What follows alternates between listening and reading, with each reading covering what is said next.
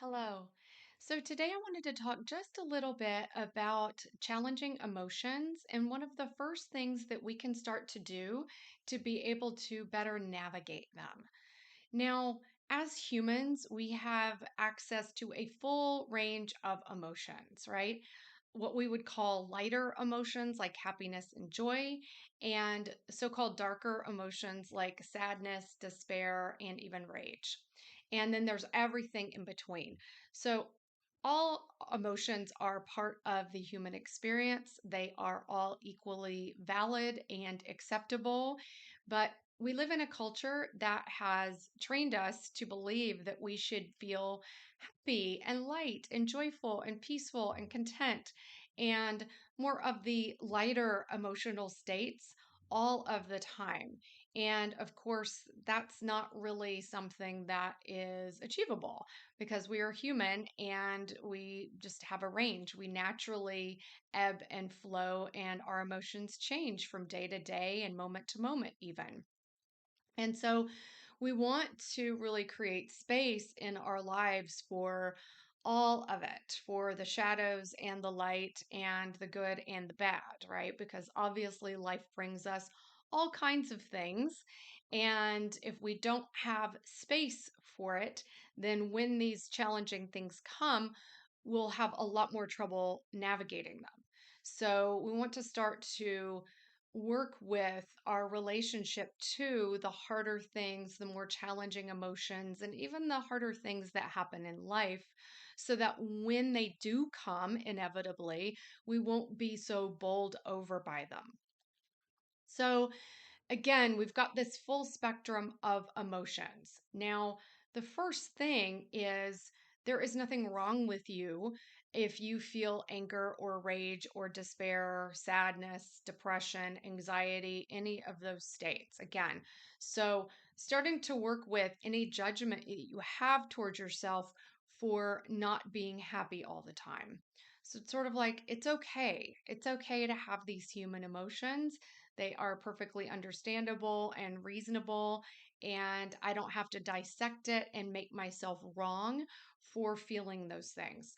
And the reason why this part is really valuable is because when we have a conversation in our heads that, oh, I shouldn't be feeling a certain thing, or this is not okay, or I want to make it go away, it actually makes these emotions or states last even longer and it makes them louder. So we might feel more stuck in them when they come. So that's the first order of business. Like, okay, I'm going to be human. I'm going to feel these things. When they come to the best of my ability, I say, okay, anger, I see that you're here. It's okay that you're here. So, in that way, when we take that first step of saying, all right, I'm going to allow for these human emotions to come through my experience, we are essentially creating space for it, right? There is space in our nervous system, there is space in our being for these emotional states to come, move through us, and leave. And that's what they do. They're sort of like clouds in the sky, right? They pass by. But when we resist, it's like we're grabbing onto them and making them more real. And then we're fighting with them, right? Why is this here? I don't want this. And it gets louder and louder and louder. And so we just allow these states to come and go. Then the next state comes and goes, right? So we want to allow space just as we do with happiness and joy. We just let these things come, right? We don't fight them. We might try to cling on to them a little bit, but we don't fight them. We don't try to push them away or get away from them. And we want to be that same way, that same openness with our anger and fear and sadness and all of those other sort of more sometimes challenging emotional states. Now, the other thing, when we're looking at somatic experiencing, which is a somatic healing modality created by Dr. Peter Levine, which is really wonderful. It's part of the work I do. In somatic experiencing, there are a couple of different ways that we can look at this. Now, when we have a really big emotional state or trauma response happen, which is when something triggers some emotion, usually really big emotion sometimes, or sometimes out of proportion to the event, sometimes not. But we will get triggered into a state of anxiety or fear or depression, sadness, despair. Typically, it's one of those two directions. And what that's called when we get pulled into that sort of those sort of what we might call darker emotions or more challenging emotions is called the trauma vortex in SE. So the trauma vortex is literally what it sounds like. It is this vortex of energy that when something happens that triggers some old trauma or some emotional state or trauma response in us, we might get pulled into that trauma vortex. And it does, it has a force field. So it will pull us into it, right? And we might feel like we don't have any way to keep from it. And then we get sort of caught in that trauma vortex. So, what that might look like on just in a regular day is, let's say somebody says something to you that is hurtful. And in that moment, it triggers this kind of response that is, we'll say, anger in this case. You go into this intense anger. Now, a lot of the time, what happens is we are getting pulled into an emotional flashback. Somebody does or says something to us, or something else happens in our experience that triggers this old memory. Usually, they're really old things like from childhood. That old memory gets triggered like that. We have no space between us and the response. It gets triggered, we get sucked into the trauma vortex. Now, when we're stuck in the trauma vortex, we are essentially energetically, emotionally, mentally back in some event from the past where this initial thing happened that is being triggered right here, right now by the situation currently. And so when that happens, we lose access to our prefrontal cortex. And we are instead more in the reptilian part of our brain that is closer to our brain stem. And we lose sight of our bearings, right? We sort of can lose sight and contact with the adult, resourced, grounded self. And instead, at least some of the time, and I would say maybe frequently, we get pulled into this state of feeling like we're very young again, like maybe 5 or 6 years old, as an example. And we are not responding from the place of a grounded, again, resourced adult self. We have essentially gone offline to that with our prefrontal cortex and are now in that trauma vortex, reacting from that place in the past when, let's say, our mother was yelling at us and punishing us for something. So it's not even about what's happening right here. Emotionally, we're in that moment from the past and we are reacting from that moment in the past. So this might look like, again, fight or flight, or it might look like fawn and people pleasing, or freeze state. But for an example, I'm just going to talk about we go into fight response, where we just immediately rally and want to like fight this person because of this old trigger. But again, we are not in full awareness when this happens. We're caught in this trauma response, in this emotional flashback, and we are caught in the trauma vortex, right?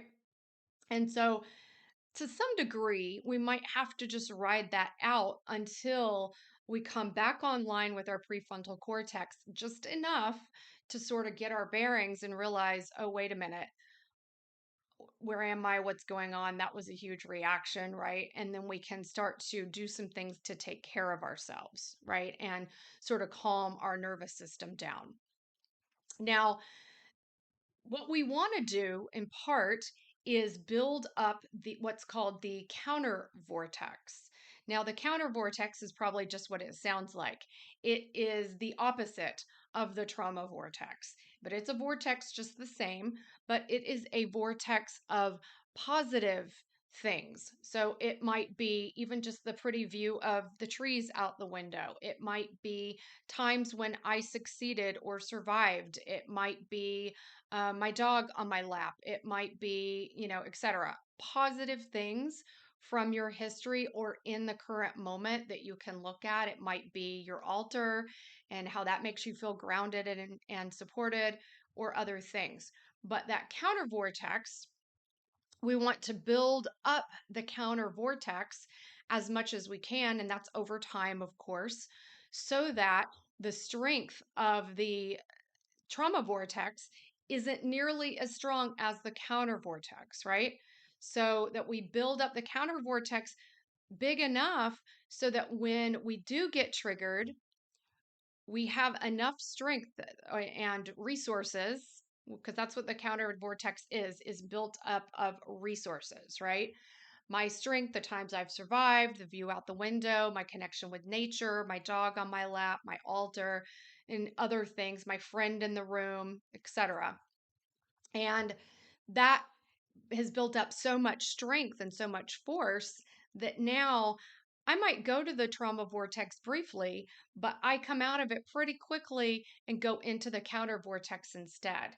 And maybe eventually I don't even go into the trauma vortex at all, because I'm so connected to this counter vortex and the force of all of the positive things and the grounding resources that I have in my life, that I don't even get sucked into the trauma vortex. Now, that's the ultimate goal, right? Is that there's so much strength in that the trauma vortex doesn't even have any really real force or power anymore. But in the meantime, what we want to do is have a real understanding that these really big, again, disproportionate emotional responses, I'm not talking about just regular old anger or sadness or fear, because those are part of life, right? I'm talking about the ones that are disproportionate, just disproportionate to what's actually happening in the moment. So somebody says something and it takes you from 0 to 100 like that, that tells you something. That tells you that something from the past is probably getting triggered. This isn't even about what's happening now. And when that happens, a lot of the time, we're looking at this through a lens of parts work, which is also a part of what I do. Frequently, when we get triggered like that, then an inner child part, a very young inner child part, comes up and is taking the lead, right? So it might feel like you've been hijacked by your anger or hijacked by your panic or anxiety, and like you just can't even see straight because of it. A lot of that is, yes, because of the high intensity of where your nervous system now is in hyperactivation. And also that what's been triggered in you is this past event, this past trauma, and this inner child wounded, specifically inner child part who needs healing. And that inner child part steps forward in order to take care of us in the only way they know how. And of course, they're a child, right? So that's not usually ideal for us in any way. So over time with parts work, what we want to do is to let these parts of ourselves know that, hey, look, we're not in that situation anymore. Not only are we not 5 years old anymore, look, we're this old now, and look at our lives now, right? So that they can start to trust the adult's self. And part of what happens to get the wounded inner child to trust us is meeting them with as much kindness and compassion as we possibly can when these things happen. And no, you're not going to catch it every time. Definitely. It takes practice, and even with practice, we get caught sometimes. So this is not a perfect science, but we do our best to meet these fearful, triggered, angry, whatever emotion they're feeling, parts of ourselves with as much kindness and compassion and gentleness as possible so that they start to feel safe, right? They're reacting because they are being taken back to, they're triggered in this place of pain when they were helpless and had no power. And so we want to, and probably no good loving care in a lot of instances as well, right? So even just our kindness and compassion offered to them is part of the antidote, right? And it's like, ah, I know I see you and I understand and I know why you're feeling this way, but I want you to understand that I'm here and this is how old I am now, because a lot of times they don't know. This is how old I am now, and now I'm going to take care of things. Okay. So let me take care of it. And so with that, then our adult self can sort of take the lead again instead of the child self, so that we're not making decisions and having these reactions from the place of a child that honestly can be quite destructive to our lives and relationships, right? So we've got two things that we can start to do, and I'm just giving you the basic, very, very, very minimum basics here in this video. That first, we want to start to recognize when we're caught in that trauma vortex. Oh, as soon as we can, at least, because remember, prefrontal cortex is offline when we're having these big responses or these trauma responses. So it might take a little bit to realize, to get grounded enough and realize where we are and how we've been caught, right? But then as soon as we notice, we can go do and pull out some of our practices, right? Ground ourselves and start really feeling into this counter vortex. And again, it can be something like the view out the window, right? The blue sky, the trees outside, my feet on the earth. I might be, again, my dog in my lap. Doesn't have to be big things. It can be things that are just in the room with you. All right. So we're building up that counter vortex over time. And then the other piece was understanding that we have probably been pulled into an emotional flashback and that there is a very young, likely very young aspect of ourselves that has sort of taken over. And then we meet them with as much love and compassion as we can and assure them that we, as the adult, are in a place to handle things. And so both of those things can start to bring calmness and space. So, one of the main things that we want to do with somatic experiencing, or that we're working to do in somatic experiencing directly, is to create space in the nervous system, space in the body for everything, right? Space for the range of emotions, space for the range of human experience, which again, some are good, some are bad, some are neutral, and space for everything that life brings. So that when we have enough space, what happens is that we don't get bowled over by things when they come, right? We don't feel nearly decimated when something goes sideways or taken over for long periods of time by these big emotional states, right? We'll be quicker to respond in a grounded, resourced way. Triggers will still happen, but they can be fewer and farther between, less intense, and then we're quicker to recover over time. So I hope this has been helpful. If you have any questions or comments, please do add them below. And if you liked this video, please do hit the like button and please subscribe if you are interested in our content. We release new videos every week. Thanks so much. I'll see you soon.